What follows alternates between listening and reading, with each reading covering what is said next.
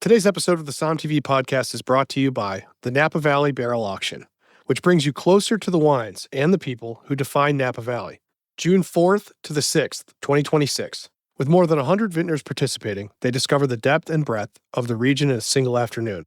Stand shoulder to shoulder with winemaking visionaries, taste directly from the barrel, explore the exceptional, not yet released 2024 vintage, and when a wine captures your attention, you'll have the rare opportunity to bid and make it your own.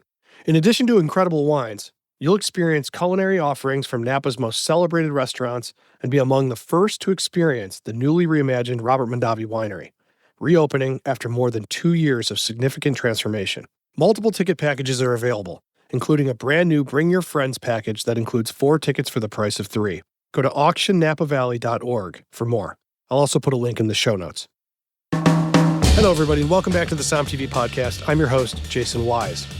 Today, we are at Premiere Napa Valley, the most important wine event probably in the United States, but certainly in Napa, where they auction off some of the rarest and most special cuvées of wine you can find nowhere else. This is a giant collection of collector stuff. If you're in the wine business, this is a one-of-a-kind type of thing. So I'm going to sit down with 3 of the most important people behind this event to sort of decode Napa and this auction. I'm going to speak with John Skupny, winemaker for Lang & Reed Wine Company, legendary winemaker Cathy Corison, and Stacy Dolan Capitani behind Napa Valley Vintners to talk about what this event means and why it is so special. Premiere Napa Valley is sort of an event that brings everybody, whether you're press or you're a buyer or you are just a major fan of wine, everybody sort of converges on the valley, and it's like an insane week of events. I'm going to talk to them about the whole thing and kind of give you an insight that I don't think there ever is on how a region positions itself globally for the world stage by holding an auction like this. It's really interesting stuff. Without further ado, my conversation with John Skupny. $15,000 to pay. $15,000 now. Who will say 16? $15,000, $16,000. All right, John, how are you? I'm doing great. This is one of the best weeks in Napa Valley every year. Yeah, let me ask you how tired you are really fast. I'm getting there. Yeah. My voice will be gone by about 2 hours from now, maybe. Yeah, I have a feeling it'll be less than that, but good luck. If I was to ask you to describe from a vintner standpoint, people who have never been here and never seen this, Right. How do you paint a picture of what this is? It's sort of a 1 week of sort of being able to re-engage with some of our most important customers in the world and some of the, biggest enthusiasts of Napa Valley. The genesis happened a little over 30 years ago when we recognized the success of the summer auction, Auction Napa Valley, had been very successful, but it had all been changing. When it first started, there was an enormous amount of trade that would come out. Distributors, retailers, restaurateurs. By its 20th anniversary or so, it was starting to be mostly consumers, and the trade actually kind of felt like they were locked out of it. On top of it, there were other things besides wine available at the auction. You could get a trip to Italy, or you could, spend a week on a boat with somebody in addition to wine. So the original genesis was to re-engage with the trade, to show them what we were doing so we wouldn't become stale, to show them the innovation that existed in Napa Valley. And a sidelight to that was the fact that we needed a bake sale for the Napa Valley Vintners Association. Interesting. I like it. I like that term, a bake sale. Yeah, that's Linda's. Yeah. That's a good term because it is in a way. That's kind of what it is. The Napa Valley Vintners Association never had its own permanent home. And in the board of directors, Dan Duckhorn preceded me as chairman of the board. The discussion was, why didn't previous generations of people just carve off a little piece of land and create a home for us? Because we had been moving around in different locations, and we couldn't operate in the agricultural preserve because it's a trade association. It's not an agricultural business. Mm-hmm. So that was the genesis of it. And Tor Kenward, who was with Behringer at the time, had been trying a couple different types of programs to function this idea of raising money for ourselves. And Tor came up with the idea of, hey, look at what they do at Hospice du Beaune, the Three Glorias. Sure, of course. Let's take part of that. And, that way we can engage our winemakers to come up with things that are cool, cutting edge, to show people that, nobody ever sleeps here. We're always on the move. Yeah, literally and figuratively. Right. Yeah. And this became the genesis. So in 1996, the year I was chairman and Linda's first full year as the director of the association, we pitched it to the board and they gave us the green light. And so in February of 97, a month beforehand, we had 12 people signed up. And I don't know how we did it, but we filled the room. And it became a really bigger success than we imagined. So we eventually got our own home. It exists today on Library Lane in St. Helena. Beautiful old restored winery, the Jaxie Winery. And along with that, it also helps fund all of the programs that we do for Napa Valley to help preserve, protect, and promote the valley itself. Yeah. Lucky enough, been to the Supreme Court, both California and the United States Supreme Court on. And what were those cases? Why? It was protecting the name Napa Valley. Uh-huh. And that's one of our missions, is to make sure that it's not abused around the world.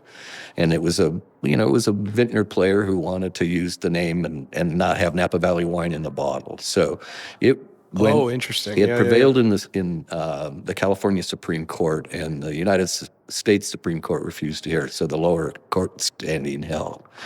So in addition to that, all of our promotions that we do, the trade events that we do, but it's really the three main things, the three-legged stool of promoting, protecting, and preserving the Napa Valley. It's funny from an outsider perspective that Napa Valley even needs any promotion, to think of it as that way. Right. Because it's so now, I mean, I know for somebody like you who's been in this for a while, Napa's gone through a lot of different permutations. Sure. And it was, fruit trees, and then it was, pretty poor, and then it was, obviously pre-prohibition, all that stuff. But it's just a fascinating thing now. If people who just think of Napa, you think of wine, sure, you think of food, it's there. Whereas opposed to, I spoke to Tim and Dobby yesterday, and he was basically like, well, I mean, people would go, is that where the mental hospital is?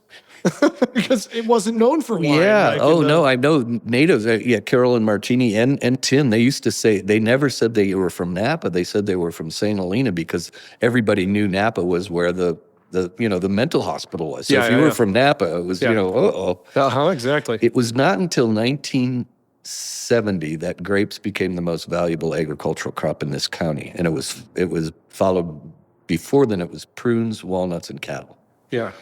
The industry, and again, we only make 4% of the wine made in California, and that's a number that astounds people. Just say that again so people can really digest what you just said. Of all the wine made in California, which is the largest producer in the United States, I think we produce 80% of the wine in the country, something like that. That would make sense.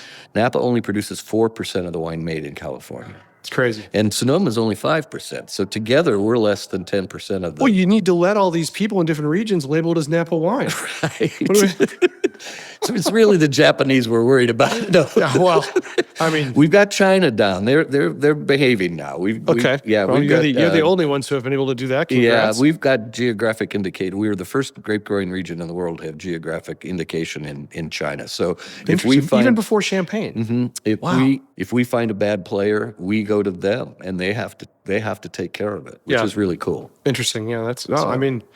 So you guys are basically like a mafia organization. We work really hard at it. The other committee besides the Premiere Napa Valley Committee, I sit I don't want to get hurt. I don't want my arms broken here. I'm just joking. What size are your shoes? Yeah, exactly. Yeah, what's that? I'm just kidding. I love the Napa Valley Vintners. I don't know. Keep going. I also sit on the Name Protection Committee, which is one of the only ones that have a criteria. You either have to be a past chairman of the board or you have to be a current board member. Okay. And you can talk to Rex that I'm the one who finds the mistakes on labels. Yeah. And I go, interesting. That's not the proper use, So. Man, how do you ever relax drinking a bottle of wine? It's like you can't just sit there and drink a bottle of wine and enjoy it. I do. There is the hedonistic pleasure still exists. Okay, that's good to hear. So, that's good to hear. Good. Yeah. So 30 years later, when we first started, we wanted to design something, that would potentially 100 years later somebody would say, "Wow, who thought of that idea?" And here we are. We're a third of the way there almost with 30 years. Yeah. And we're also in February because we didn't want to conflict with the June auction.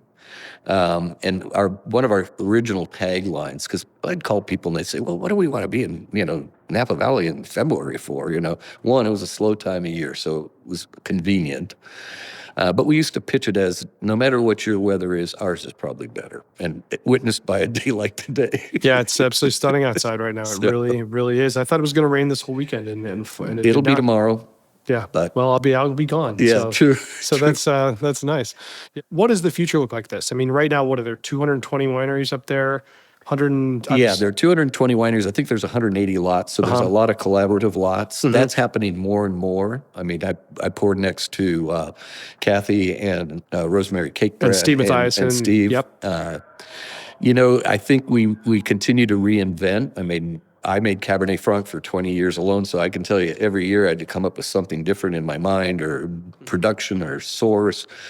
It was a boon when we started making Chenin Blanc because we're one of the only whites up there. We always pour out. I mean, I was going to say the first thing I do, by the way, is I look for the white up there every time I'm here this year. I mean, look, I love red wine and I love Cab, but I will say it's 9 a.m. Yes. And on top of that, I've had a banana at best, even if I have. And so, on your 16th Napa Cab, as a vintner, smart people are spitting. Yeah. I'm not smart, Right. so I'm not doing that. But where the vintners wind up first and foremost is at Schramsberg table because they always have a late disgorge, and it's like, there's your wake up. Yep. It's always beautiful. No, so. bubbles are nice. Yeah. That's that is a good place to go. Well, let me ask you, since when this airs, this will have already ended. Who do you think is going to be the top sale? This is the thing. When I ask a lot of women winemakers, and they're like, "Oh, I don't think about that." I ask every guy who makes wine, they go, I would love to be the top. I'd love to sell the most. I'd love to. It's very competitive nature. Right. Well, I'll give you my Bull Not Durham. that there aren't competitive women, trust me, but I'll give you my Bull Durham movie answer. I'm just glad to love get this up in movie the so much. morning and be part of the team. yeah. And does Kevin Costner really believe that? Yeah, in Bull Durham. Yeah. I've always looked at it this way. We make an unusual varietal. It doesn't seem unusual today to say Cabernet Franc, but there were not a lot of us doing this in 1996. And we knew we were never, I never make the wine with the idea I'm going to wind up in the top 10 of the Premiere Napa Valley Wine Auction. That's not the objective. The objective is to find a customer and a client who really likes it. Yeah. Because I'll oftentimes go and help them, promote that. So, I'm sort of the turtle instead of the hare. One of my good friends, Doug Schaefer, who's also been on this committee for 32 years, he's been in the top 10, I don't know, maybe 25 times. Wow. We made it one year, which was in 06. Tracy and I were the chairs of the Does he rub that in event. your face that he's beating you in the top No, 10? not at all, because Okay, in the good. long run, it's just the accumulation. I think about what little part we play in it. It's a great, I save money on a week like this because I see so many of my customers here. And not that I don't want to go to Okoboji in Indiana or in Iowa. It's just I can't be everywhere. There's just 3 of us in this winery operation, or 4. And so I get to really reconnect with the trade. That's what it's for me. That's why my voice is going to go. Yeah, I know. I feel bad. I'm contributing to this for you. No, it's okay. At least there's not 1,000 people in the room. It's just so, one.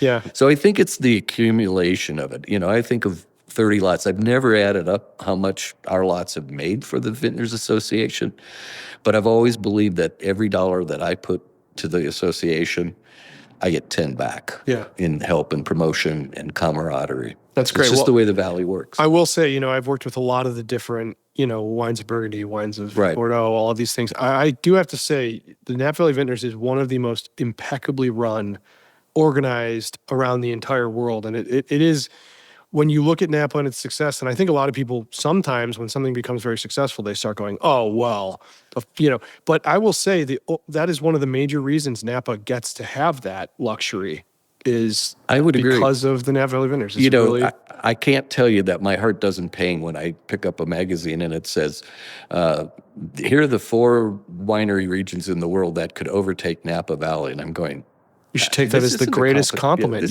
is. Yeah. It's like the cooking competitions. Yeah.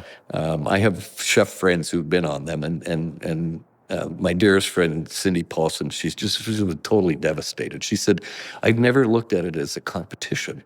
I've always looked at it as feeding my friends. Yeah.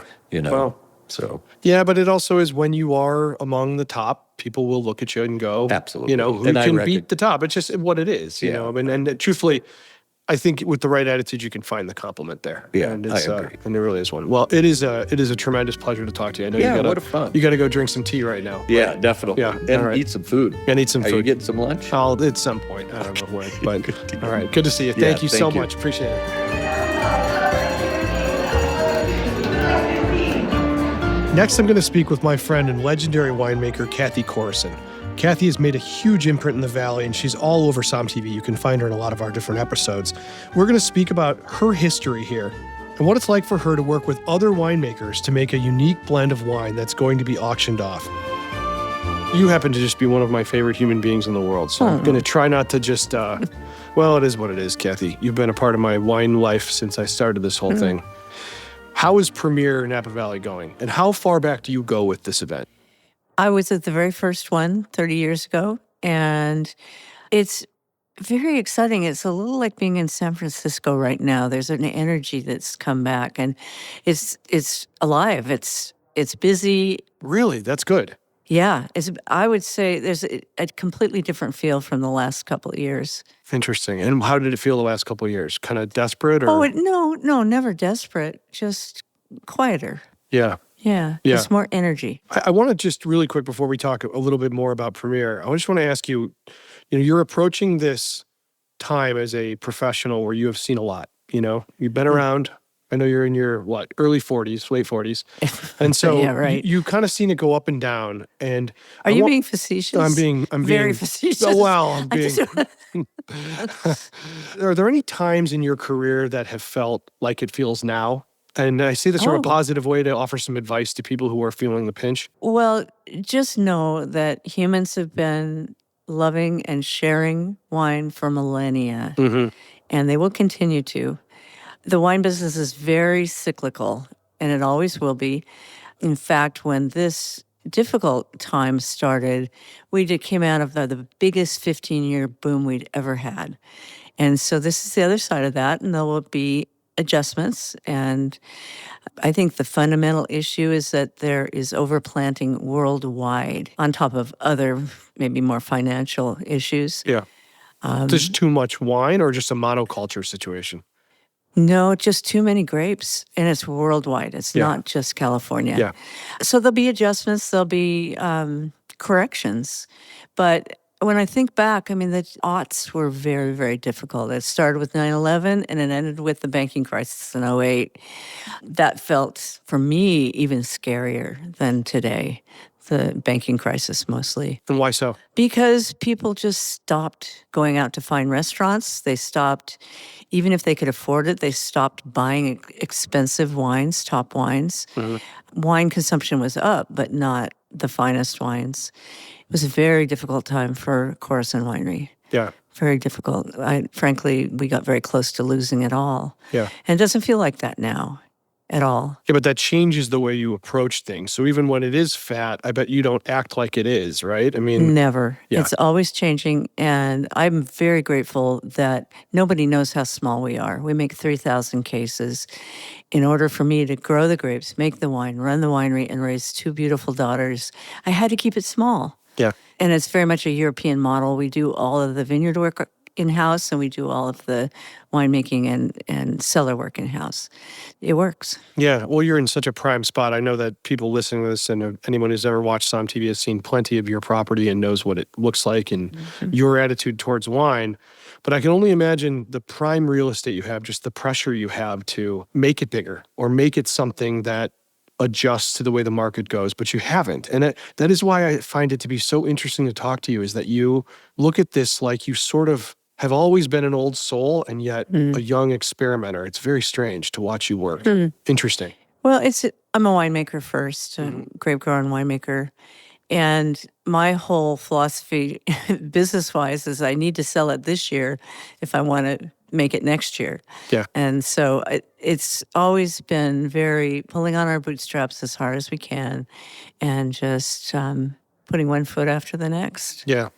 That's great. And yes, that's prime real estate. It's some of the best Cabernet land in the world. Without a question. But when I got here 50 years ago last summer, Napa Valley was poor. There were 30 wineries here, 12 of which had opened 3 years prior.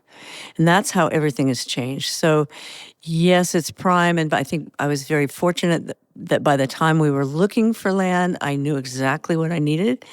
But that was long enough ago. It was almost 30 years ago that it wasn't nearly as untouchable as it might be today. I want to ask you something really quick about the Judgment of Paris, really fast.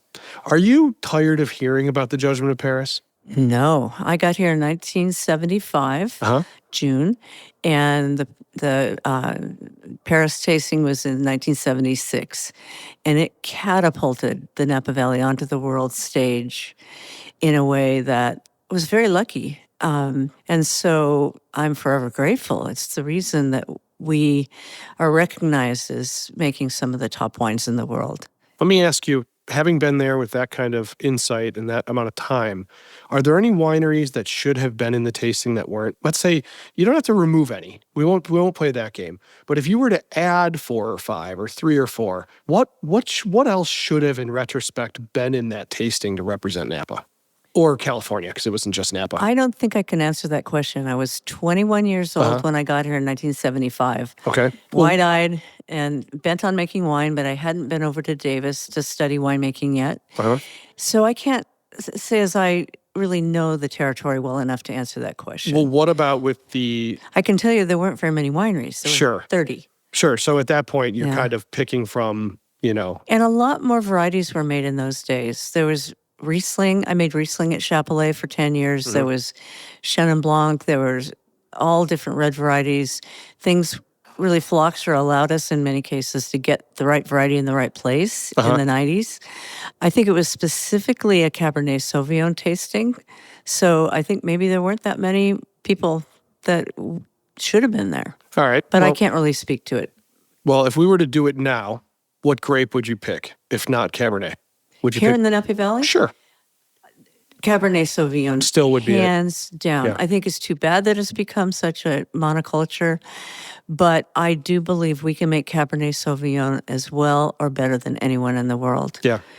And so I love the wines of the world. All the wines of the world inform my winemaking to this very day, even if it's Riesling from the Mosel.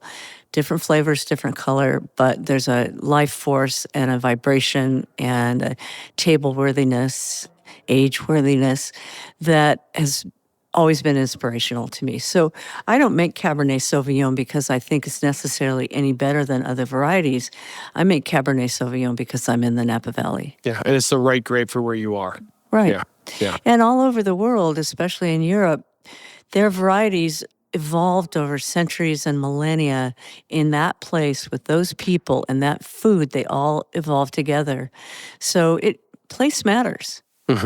Yeah, without a question. I think I think the word terroir is thrown around a little bit, maybe too much as a marketing thing, but it is a real thing. It is a word that matters, and it's hard to translate from French, as far as what it actually truly means. Yeah, I made wine in the hills of the Napa Valley for other people before I started my project, Chapelet, Longmeadow Ranch, York Creek. But the wine I make now is fully formed stylistically in my head before I started making it. I knew exactly where I had to go to make that wine. And it was not a mountain wine. It was a Rutherford bench. That's an old term we can't use anymore, but it's the alluvial fans coming out of the hills between about Oakville and St. Helena. And to make the wine that's structured the way this wine in my head was structured, I had to go there. To make it. Makes a lot of sense. Yeah. So this wine you have you have made with Steve Mathiasen, Stephen Gill, and Rosemary. Cake bread. And cake bread. So the three of Not Cake Bread Winery, Rosemary Cake Bread. Sorry, that's right. So the three of you separate have come together and made a wine. I've been asking some winemakers how different is it actually? Because it has to be a very unique thing. And in your case, this is a completely different wine than anything you guys make. There are 20 cases plus enough bottles to pour this week. Yeah. And tell me about it. How? Well, it was just really fun. We have very similar sensibilities. Yep. All of our wines are vineyard driven, they're organic, they're table friendly. So we have very similar sensibilities. And we did another lot a few years ago, a rosé. And so it's just really fun. We each donated a third of the wine. And so we got together, we brought 2 wines that we thought would be appropriate. And so each of us sat down and we did a blending session and came up with what I think is really a beautiful Cabernet Sauvignon. Very, very aromatic, elegant. And from 3 very different areas, right? Where they're Different grown? areas, yeah. It's my contribution was Kronos Vineyard right Yeah. around the winery, and Steve's donation was from Dead Fred down in the south part of the valley, and Rosemary's contribution was from Oakville. Yeah. Okay, some great spots. Yeah. Yeah, some Well, very- they're all really nice wines. Yeah, I wouldn't be surprised. It seems like this is kind of one of these, like you're playing with all the great tools, kind of, you're not compensating. You're like, well, this was good and this was good and this was good. Now let's put it all together and make something great. Well, the wonderful thing about blending is that it's not linear. Yeah. The only way to blend is to do it on the bench. Yeah. And it's simply not linear. I love it. Yeah. That's fantastic. Yeah. So when you do this, is there any kind of talk about what you want your lot to go for? Do you guys talk and be like, oh, I hope it makes a certain amount of money. There's no ego, no thoughts about it. It's just sort of. That's another thing about us. I don't think any of us are grandstanding in any way. Yeah. You know? Yeah. It'd be nice to be the top wine, though, We were right? delighted that our rosé went for a lot last time because for a rosé. For sure. But no, that's not what motivates me. I believe you. Or them. Yeah, I truly do believe you. You don't have that kind of an attitude at all. But it would be nice to be the top wine, wouldn't it? If it was announced that the Corison, Mathiasen cake right here. Yeah, that'd be fun. I would take it. Well, Kathy, it is a pleasure as always to talk to you. I hope you get to get some rest after this. Yeah, it's a long week. It's definitely taxing, but it's a long week. But it's fun, and you get to see people you haven't seen in a while. So, well, thank you, Kathy. You're welcome.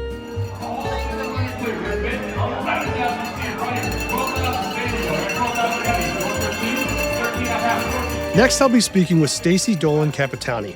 She is the Vice President of Marketing for Napa Valley Vintners. And Napa Valley Vintners is one of these, you may not know of them per se if you're listening to this, but you certainly know of them. This is the organization that represents Napa as a whole, all of the vintners, positioning it on a world stage. It's a really, really big task. And it's one of these things that you don't often see in the open. So I'm really excited to talk to Stacy about this event and the future of Napa Valley. This event, I need you to just tell me what Premiere Napa Valley is. Yes. So Premiere Napa Valley is our annual homecoming for the trade here in Napa Valley. Yeah. This year we're celebrating our 30th anniversary, and it was originally created for exactly that. We wanted a time of year where restaurateurs, retailers, distributors all would come back to Napa Valley, build relationships with our wineries, reconnect friendships, and give them an opportunity to taste innovative wines that our winemakers are making, but also get a snapshot at wines that are coming down the pipeline. Like, for example, this year we have a majority of wines from the 2024 vintage. And so this is a chance for the trade to get their first taste and their first impression of that vintage that hasn't even been released yet. I've now been to this several times, and every time I come here, I just can't believe how challenging it must be to put this together. First of all, anytime you get 5 winemakers in the same room, it's like herding cats that, have one eye. Yeah. And so how many wineries are here right now? So today we're presenting 181 lots. 181 lots. Which is more than 181 wineries. Correct, with 220 wineries participating. So you're probably going, well, how does that work? Some of our lots today, because we require for our winemakers to make innovative one-of-kind wines for this event, something that is not commercially available. And so we tasked them to really, if they were ever to make a wine, only 60 bottles, what would they make? And so that's what you're seeing upstairs today is these 181 lots that are one of a kind and never will be reproduced. Right. And so some of the lots are actually collaboration lots where 3 wineries are coming together to create the wine today. And so that's why we have more wineries participating than lots, because several of them did decided to go that route, which is truly special and unique. And again, you can't get that anywhere else. Well, I certainly saw Cathy Corison and Steve Mathiasen, Jill Mathiasen. Dream team, right? Yeah. Dream team for them to come together. That is it's astounding. So what is your title here? My title is the Vice President of Marketing. And at the Napa Valley Vintners, we essentially are a nonprofit organization. And we focus on 3 main goals. Our first goal is globally positioning Napa Valley wines. And we are super fortunate that in our organization, we have about 550 wineries who all believe in coming together and promoting our common brand, which is Napa Valley first and foremost. And so this is on display, as you were just saying, today, where we have 220 of them all coming together, realizing that the most important thing is inviting our trade, reconnecting with our trade, and promoting our common brand, which is Napa Valley. Yeah, it is so much fun, but can I pitch you an idea? Yes. So I would like to see all the great wine regions of the world form soccer teams and play each other. So my thought is, after this, I'd like to see an exhibition between Bordeaux and Napa. Okay, that would be cool. I mean, the World Cup of wine soccer is like, that's what I want. I mean, people can play drunk if they want, but that's... So how could we recruit or draft our own players? Like Aaron Pott would be like awesome. Sure.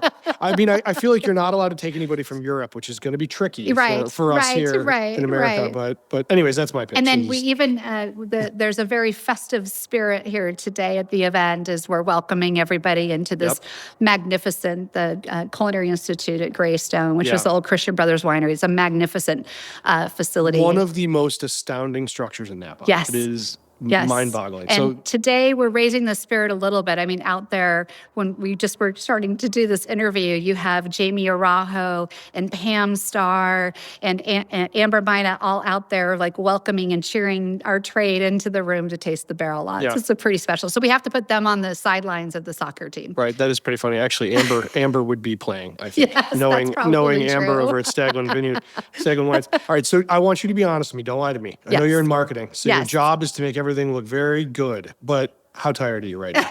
Tell me the truth. Do you see the bags? No. No, you look good. That's why I'm asking. We're not tired. We're jazzed, right? Like yes, is there a lot that goes into this event? Yes, but it's a whole week long celebration. I love talking to marketing people. You're ready. You are so like on it. You're like, So we start on Wednesday and we have our steering committee kickoff. And then what's also beautiful about this week is since Wednesday morning through last night, there were 25 different events happening throughout the valley where wineries would come together and do tastings and, taste their barrel samples, taste their current release wines as well. And so there's all this festiveness going on. Festiveness, you like that? Going on throughout the whole valley. And the wineries... The wine doesn't hurt either. No, exactly. And then it just all kind of, builds the momentum to what you see today. And then we're tasting all 181 lots right now. We're going to have a nice little lunch break, and then the auction will start promptly at 1:00. Just to spell this out, there are many, many people up there grabbing glasses, walking from booth to booth to booth, trying all of these wines. And it literally is, if you, with no hyperbole, if you were in a Napa wine, this is probably the most exciting event. I cannot even believe who's up there.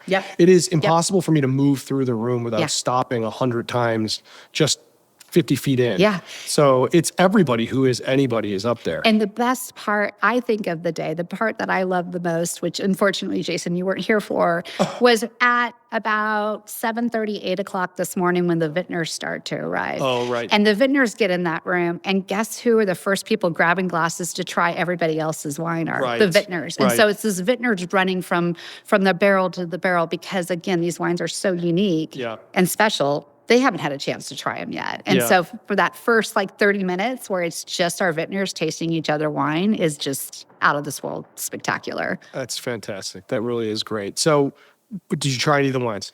I haven't. That's okay. I'm not exhausted. I'm just always disappointed that I don't get to try the wines. It's a long day for us today. Are you allowed to bid?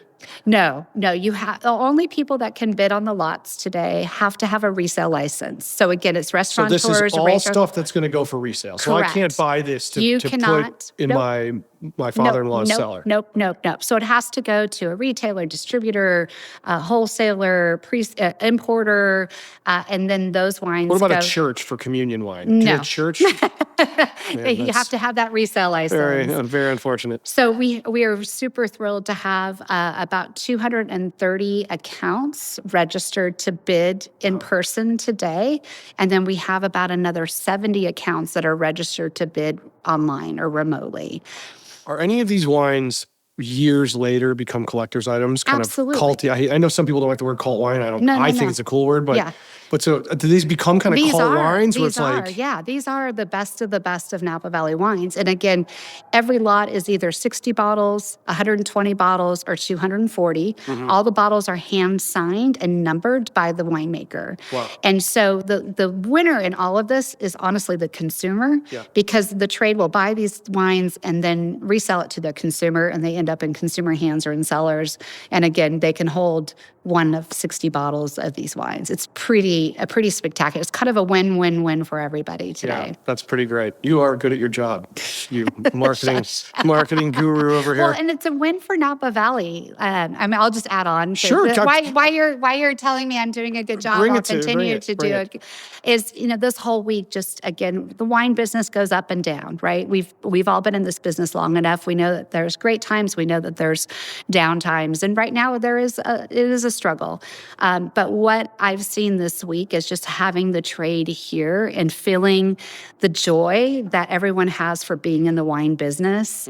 We're lucky. We're lucky to be in the wine business, and Yes. and we're gonna be just fine. Napa Valley is gonna be just fine. We have the highest quality wines in the world, and really, this is the best week of just kind of getting that spirit and that energy back, that these wines are spectacular, that we're lucky that we have passionate people here crafting these wines, and that we're going to continue on for a long, long time. I love it. You're good at this. And honestly, anybody listening to this or watching this, now's your chance to figure out that you need to be here next year. Absolutely. If you have an ability to come. So Absolutely. Where else can you come and taste? nowhere. Yeah. Nowhere. This is, I mean, from just a heartfelt reminiscing standpoint, we filmed with Steven Spurrier for our upcoming Judgment of Paris movie in this room. Yeah. We filmed that same movie upstairs. We filmed, some of the greatest relationships I've ever built in the wine business that have now endured almost 20 years were made at this event. Yeah, So absolutely. I have to tell you, you are doing a great job. It's the homecoming. It's Yeah. Napa Valley's homecoming, and Yeah. it's really the best week for the wine business. Yeah. Yes, there'll be some money raised today at the end of the day, but really we consider it already a huge win that everyone's here and again kind of celebrating the wines. What do you think do you have any idea of like what you're hoping is going to be the number one auction sale, or is That's like picking my favorite Yeah, do you child. stay out of that, or We do. is there massive bragging rights if a winery is like, we sold the most, There are quite a few bragging rights at the end of the day today. For us, the winner, again, is Napa Valley. But there is something about it. If you're in the top 10 lots, wineries definitely will let everybody know if they made the top 10. Last question off the top of your head. Do you recall what the record is for the highest sale? Yeah, it was a few years ago. It was again, one-of-a-kind special lot by Scarecrow, 60 bottles, and it sold for $125,000. 60 bottles for $125,000. To be honest, that's actually, you could probably use that. That's good. Well, let's see if anything beats that today. I look forward to it. Again, it is what it is today. I was planning on bidding. I'm representing the Archdiocese of Los Angeles, but unfortunately, I didn't know churches weren't allowed, so I will not be bidding today. Well, we're just happy you're here. Thank you. Jason, you and your team and the whole SOMM TV family is just, they're family to us. you. And Well- so we just love what you guys do and love working with It's a you. blast to do this. Like you said, we're very lucky. I at the top of that mountain. So thank you, Stacy. Appreciate your time. I know you have to go up there and lose your voice. Yes, so, I do. So I will let you go. All right. All right. Thanks, Jason. Well, uncapped tomorrow at 22,000. It's not yours on my right, it's yours on my left at 22,000. Any more? At 26,000. Sold, 26,000. I want to thank everybody for listening. It means a lot. I really love being at these events in Napa. These ones are so special and you get to see everybody. So if you're a listener, I would recommend you get on next year coming to Premiere Napa Valley. And of course, the upcoming auction Napa Valley, which is June 4th to the 6th, 2026. There's a link in our show notes if you want to attend that. I mean, who doesn't want to buy their own barrel of wine? I know I would. Just in case anyone's curious, the top auction lots for this event. So Duckhorn Vineyards, Davies Vineyards, Robert Mondavi Winery, Schaefer Vineyards, John Charles Boisset, Quintessa, Silver Oak. These are names that I don't think would surprise anybody. For the whites, it was Hudson, Schramsberg Vineyards. Schramsberg, you can find an episode on SOMM TV, our verticals episode. Chandon, Paula Cornell Sparkling Wine, and Lale Vineyards. So really kind of a wide swath there. This was a lot of fun. I want to thank everybody for listening. I want to thank my producer, John Adams. And I certainly want to thank you if you're willing to go and give this podcast a great review wherever you listen. That is so important to us. And I say it on every podcast, and it really does mean a lot. Don't forget, Auction Napa Valley coming up June 4th to the 6th, 2026. The link will be in the show notes. Everybody drink a great glass of Napa wine, and we'll talk very soon.